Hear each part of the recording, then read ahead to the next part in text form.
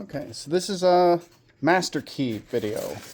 This is a master key video on a residential lock. This is a Schlage FE575. And so they actually made it pretty easy to take out the lock cylinder.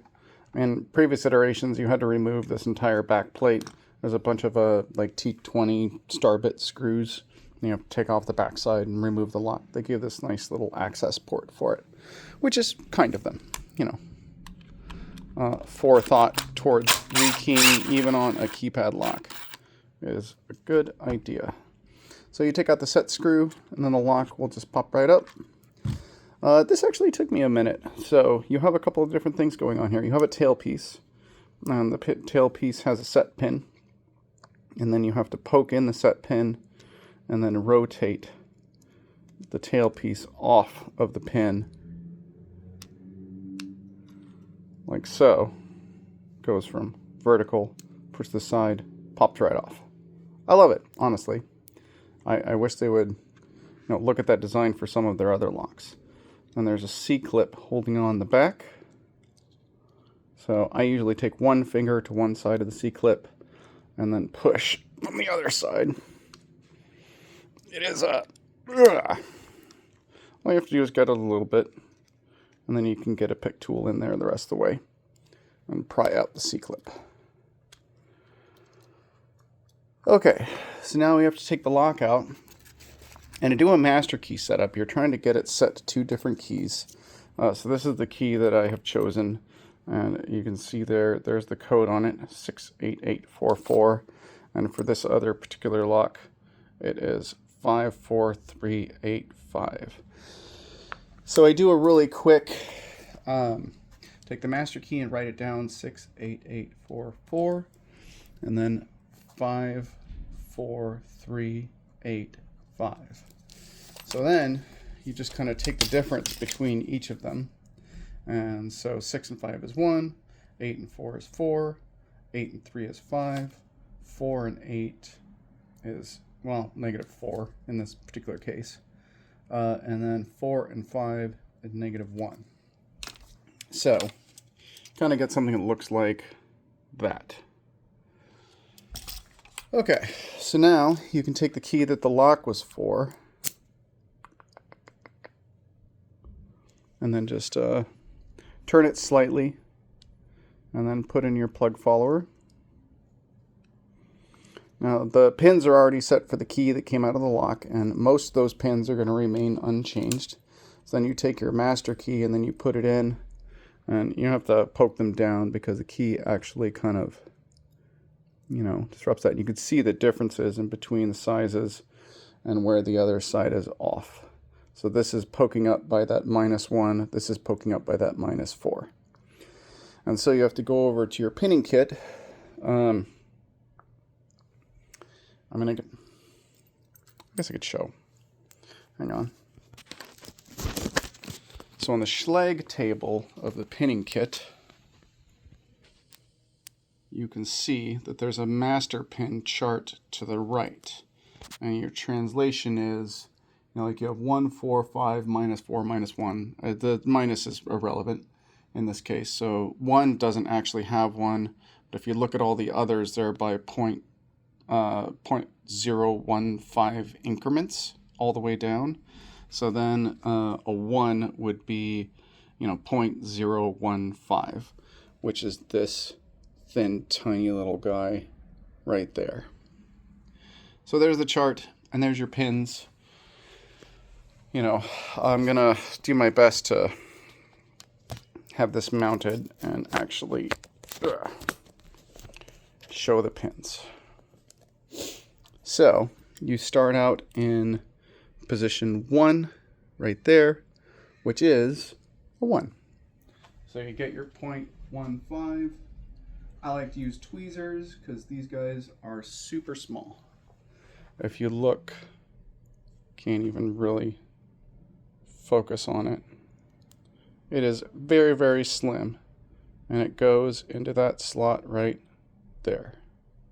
And your goal is to get everything nice and just under the shear line. So then we have a 4. 4 according to the chart is 060, which is that guy right there.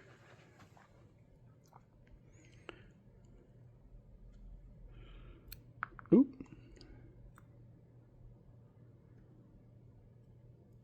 As you can see, that drops right in.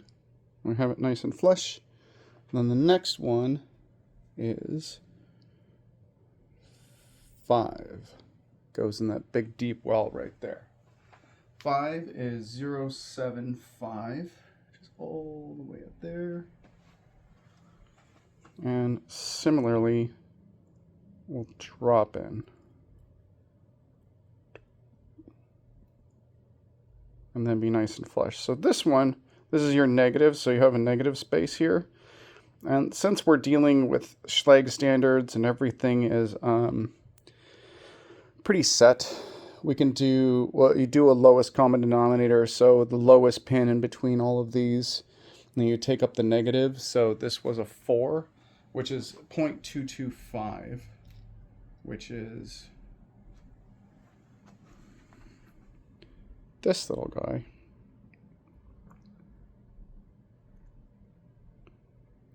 Ta-da. And that will be flush, and then this one actually comes out because this is a 0.1 difference, or a 1 difference. Then you put another 4 in. So I don't actually like to take keys back out and back in, and you know, checking, make sure that the depth is right. So if you do your math correctly, there should be no issues. But then we need a 4 in this position and then a 1 in that position. And for these, you actually have to kind of balance it on there. So firstly, we take our 4 and put it right on there. As you can see, it's just kind of floating. You can actually, at this point, take the key out. You have to be very careful when you're taking the key out because everything is in stacks. So if I were to jerk it in either direction, pins and top pins would be going everywhere. Okay. And then we just need to put in the 0.1 for the last, or the 1 for the last one.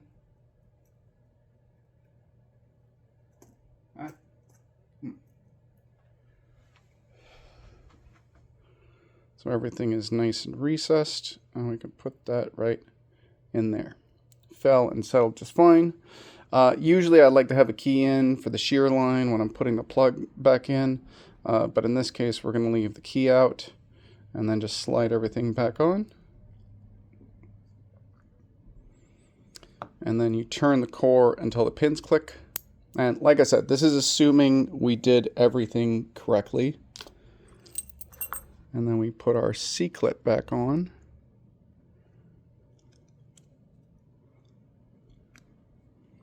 And then we take our spring. And then we take this pin right here. And then these line up so you can see that there's 3 tabs and then there's 3 openings. So you just kind of slide that back on there and then clip. Put it back in the lock. Put the screw back in. Of course, it grabs me a bit. Yeah, that's secured. Okay, and then put the faceplate cover back on, and that lock is done. Ta-da! And that was just like a basic residential master keying, and it's not too difficult, and it's kind of fun to like figure out. It's a puzzle, right? Enjoy your day.